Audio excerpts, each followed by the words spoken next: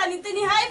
बना दी हो पतो है तनी हाई बना दी हो सब्जी 4-5 किस्म के चटके मटक चाहिए आई आई तनको ना तेल बा ना जीरा मर्च बा चीनी है खाली चीनी से का बनी है का ई रिफाइन में आई थी में बनी तब ये चाहिए चटक मटक बना के खूब खा के उड़ के चल जाइए लोग नीमक ना कुछ बैठे आओ तन बाबूजी तुम नु बताओ तन कि ना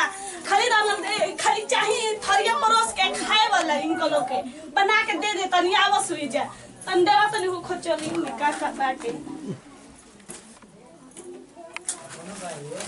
हां ये कुल्ले होई कुछ होई बाटे आओ तन बाबूजी तुम का बनी बाबूजी बाबूजी तनको सुनाई नहीं क्या दे तो फरमाइश करके चल जातनी हां बिया ये गुल बा का ला कइले बाड़ू का करतनी बाबूजी कबे चिल्लातनी रोए के सुनाई नहीं क्या दे तो अरे हो हे जा बैठी हे जा हटी हे जैसे आई में देखो चाहवा त गिर गलू बाबूजी बा को रोए लोग तो नहीं ध्यान वाली का आइए बाबूजी चाहवा पे बैठा तनी होनिए बैठाव तर हो का हाला कइले बाड़ू कबेले मने हम हाला केले बनी रोए के त चाहिए अगर के थरिया परोस के खूब चटके मटक चाहिए दू किस्म के सब्जी आई आया तनको घर में बाटे कुछ रहे के ठिकाने ना होवे वो चीज बना दो अरे ले वतनी हमरा ना बाजार करे के बा हां तो बाजार करे के बता रहो काहे ने सब सामान ध दी ना अरे जा तनी हाला क के मैं गांव के सुनाइबू का नाम नहीं की सुना तो जाई बाबूजी जान तनी बाबूजी का ले ले तो माई बाबू ये सिखौले हो ए बाबूजी पहले बतिया सुनी हां हाला कइले बाड़े हाला कुछ नहीं की कहले जान तनी बाजारी जाई नो झोरा से तनी ठीक ना हां ले आई मी थी और आइल बेटे झोरा का धीरे बोलो तनी बाबूजी तबीयत खराब बा का अरे बचिया तो जान तनी का ले लेम बाबूजी देखी जीरा मरीच मसाला कुछ नहीं के बाबूजी ना हरियर ना टमाटर ना मरचा बाटे ले बा तनी हरियर सब्जी जान तनी बाबूजी तनी हमरा के छोला ले ले कौन सी छोला हमरा के छोला ले ले महर लिस्ट बना दे ले बड़ू का पाक लो मारे आया जान तनी अपने के दवाई ले ले तनी दवाई वो दवाई धर दाम के ना तले ले में 2 रुपया वाला दवाई मिलेला उहे ले दवाई मान ले तो वही में पैसा लग जाई दवाई में ना तो कहां से साग सब्जी आई जन्नी बाबूजी अली आई झोरा धरी सर्द जाई उठी रोक उठाऊ में 9 घंटा लागता ओरा त बुझाता नहीं खतन उठाई नहीं खेता तो हम रोए के छुई पता हो के रोग दिमाग बाकी ना बुढ़ारी में सठिया तनिका और हो ना तू घरी जाई बाबूजी जल्दी तन छोला ले ले मन करता छोला खाए के जाई जल्दी चाहवा गिर गोल हाटे तन फुआ लाते अगर पूछ दे तनी बाबूजी बाजारी गोल बनी तनी हमरा के छोला लिया खाए खातिर मन करत रहे छोला यही बहाने तो कोई नहीं तनी छोला लियाती बाबूजी ते खैती बाजारी में से यही से विदा कइला हनी कहे बना बा हम झूठो के बहाना कइला हनी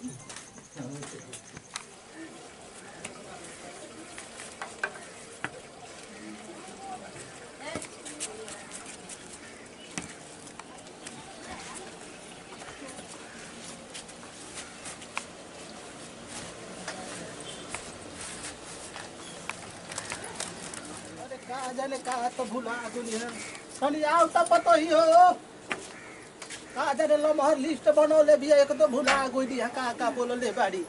का बाबूजी चिल्लातनी अरे का तो का ले आवे के बाटी मने भुला गनी इतनी सामान कलानी इतनी करू है का जाने का तो कहलू का दे जाई ले ले ई मन भुला गलानी ओतना अरे लमहर लिस्ट हो जाई ना रो ये तना भुला जाई ना रो कहाई ले लेम त रो भुलाइए जतनी जाई जल्दी ठीक है बजा तनी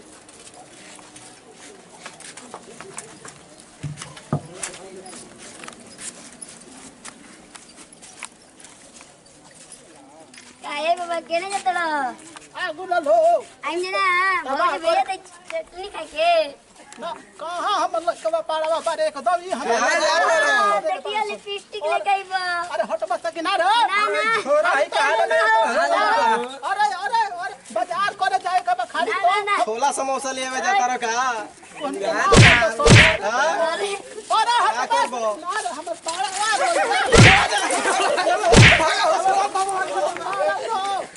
देखो दंता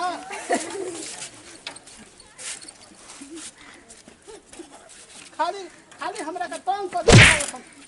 और तो समझ जाता एकदम तो हम ना जाई बजा दे और सुना लइका एगो तंग हमरा के कह देले बड़ा सो हमरा के बाजार जाता नहीं तो केने बाड़ू हो पतो हा का बाबूजी का छिरो गनी का ओ ही बाबूजी बाजार क के ना ले लो हनी होने लइका हम कमेले ताकत नहीं रोवे अब ना ओ होने ले आओ तनी हाथ दुमावते तंग कइले बड़ा सो कहां बड़ा हो ई का पड़वा कइले बानी जी के रोए के बाजार के बीड़ा कलानी बाजार का के नाही नहीं है जाओ तनी हमने हमरा पे का घर माता नी जा अपने बाप भाई के भेज दो हम ना जाई बाजार देखी कहानी